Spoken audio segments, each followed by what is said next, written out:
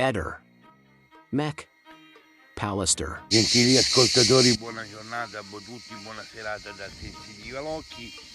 Questa sera parliamo del caso della signora Benita, la donna appunto trovata uccisa con numerosi colpi di arma da taglio e uno dietro la schiena in provincia di Udine.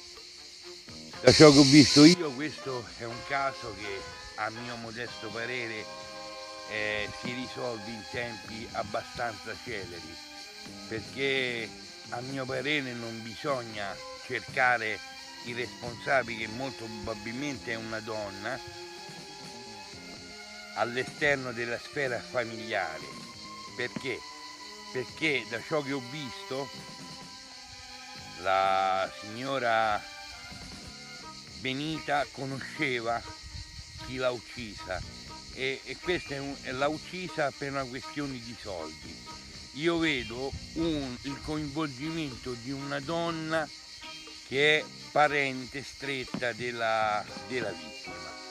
Dunque io mi attendo che a breve, in tempi abbastanza celeri, dicono appunto chi è il responsabile e la responsabile in questo caso.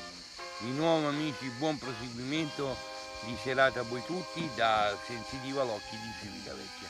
Ehi, non dimenticare di iscriverti a questo canale.